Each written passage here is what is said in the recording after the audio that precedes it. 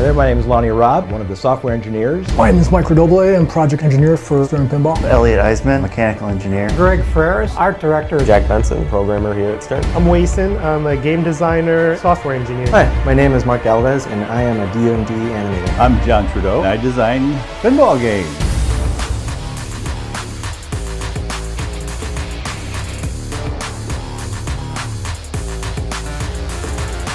WWE is a great pinball title. You've got dudes, you've got strength, it's like explosions. Flashy, it's got a lot of action, very, very bombastic. It's got a lot of big moves, excitement, a lot of fireworks. Pinball's got a lot of big noises, big shows. I don't think we have fireworks in the machine yet. Might be a fire hazard. I think WWE makes a good title for pinball for its theatrics and over-the-top personality. It's really the personalities, atmosphere that wrestling creates, all in good fun. Wrestling's just fun to watch. I think that translates very well into pinball. Wrestlemania. Got a beautiful franchise here. Very exciting. In your face, over-the-top action, constant storyline, ebb and flow. We try to create a narrative and a story that we weave through mechanics and light shows and speech and sound and dot events that just take you through an ebb and flow of emotions.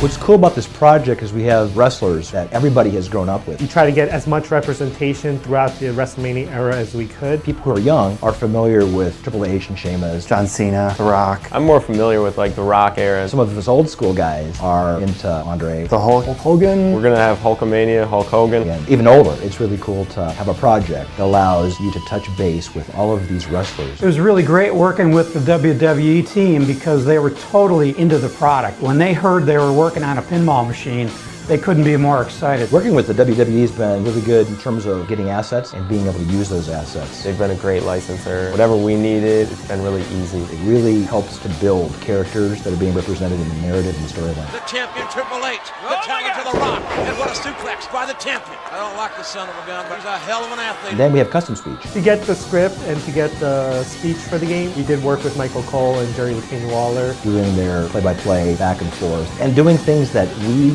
did not write. They did a lot of funny stuff. They're playing the pinball game and they're announcing pinball. Apparently it was like a laugh a minute in the recording. It's been nothing but a blast. It's a real treat getting to see all these people and speak to them. I'm very familiar with WWE throughout its history. He has a passion for the WWE, which is a good thing. Funny how even after all this time, the names and faces has changed, but the excitement level is the same. I used to wrestle in high school and stuff, so we used to mimic the moves, jumping off of tables, jumping off chairs. My brother and I were huge wrestling fans when we were kids. I distinctly remember Wrestlemania 3, Randy Macho Man versus Ricky the Dragon Steamboat. I loved Ricky the Dragon Steamboat because, he's Asian. My favorite all-time wrestler has got to be Hulk Hogan. Probably the Hulk. I would say The Rock. I really like The Rock, just the way he's always kind of goading his opponents. It's hard not to say Hulk Hogan because he's just so classic. He was the big name wrestler when I first got into wrestling. Ladies and gentlemen, Hulk Hogan! My favorite all-time wrestler would have to be Andre the Giant. When I was a kid, I remember going to the drugstore. There were the wrestling magazines, and there was no internet. You see wrestling on TV once a week, maybe. He would come through the region. He was a giant. He literally was a giant.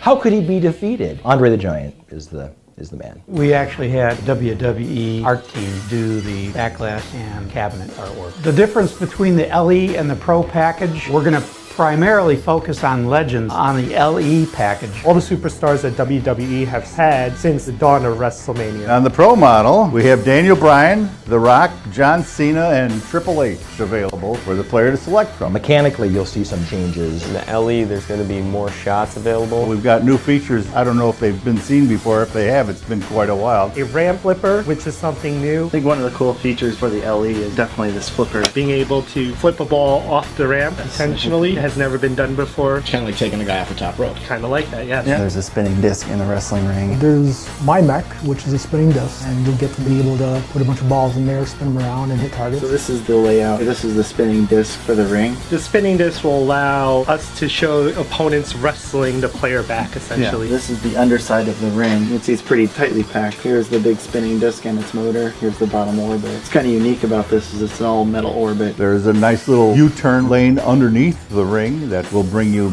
back to your flipper so fast, you might not expect it that quick. This is going to be the cutout for the screen. This is the new skill shot with 4 switches. There's 2 wire exits for the LE, and then the flipper mech around here that knocks it off. That's the pinning mechanism. The pinning, yes. Allow you to defeat your opponents. You have to pin them in the hole. This is the eject. You can see it drains from the ring, and then it has a chance to actually kick it from the flipper. The difference is from the LE to the Pro, there's no screen, obviously. That's a big one. There's no spinning disc, but kind of a cool feature is the 2 ring exits are different. So this one drains you straight back down to the flippers down here, and then this one trickles back down here through the ladder. And there's no third flipper. Yeah, there's no third flipper, but you do get another shot through here into the pop bumpers, which you don't get on the LE. So there's definitely going to be some new features on the LE that's going to make it play a lot different. The game is quite unusual. One look at it, you can just tell. The main feature of the game is the ring. The main feature on this game is the wrestling ring. The ring itself. That's on both the Pro and LE. The ring is partially targets and partially what we call slammers. The ropes are controlled by the player. We're calling them slammers. They're not flippers. I think the hardest thing about this game is to learn to use the slingshot. The ring is controllable with the flipper buttons,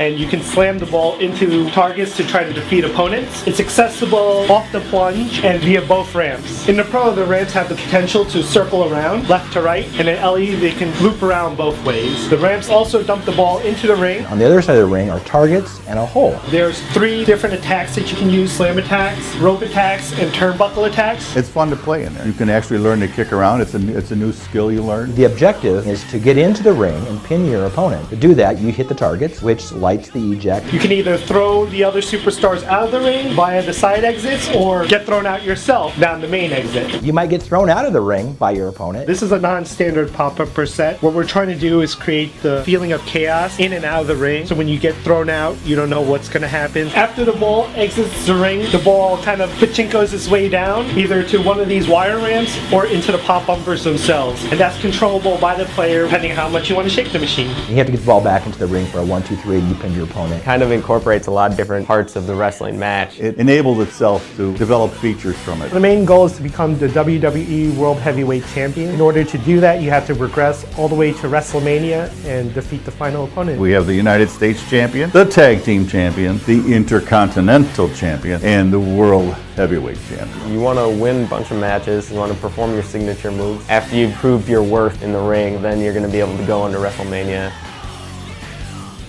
I think people will instantly be reminded of the over-the-top personalities. People my age will be more nostalgic and remember the Hulk Hogan's, the Macho Man's, and the Ultimate Warriors. WWE is this exciting entertainment industry that has so much character, so much personality. I'm real happy with the game. I got into it real easily. It's a nice, easy game to play. There's a lot of depth to it for the real pinball fan, but it doesn't hurt you to not know how to play. It came out good. Every time you go to one of their events, every aspect of it comes alive. We're going to try to jam as much WWE lore into that game. WrestleMania, it's great. It's happening.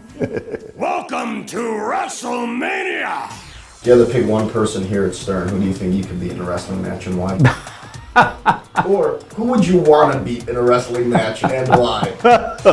Who's the smallest? If I had to wrestle one of the team members here at Stern Pinball, it would obviously be Mark Galvez. The reason why is because I am so much larger than Mark. I think it would have to be Lonnie Ropp, because he's my supervisor. He is large, and I could probably be quick like Rey Mysterio. Let's see, who could I beat? Definitely not Micro Double. He's a ninja pretty much. I think I could take on Trudeau.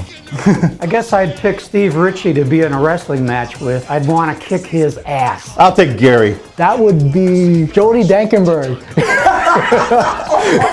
Can I wrestle Jody just because he deserves it? Wow, signature move. Probably, get him like this, right in his mouth, so I wouldn't have to hear him. The slam, I'd probably do a pile driver, followed by a body splash. Oh, it's hard not to love the Iron Claw. I wouldn't mind trying to do any of the stuff that Rey Mysterio does. High acrobatics. Probably the knee to the groin. The souffle.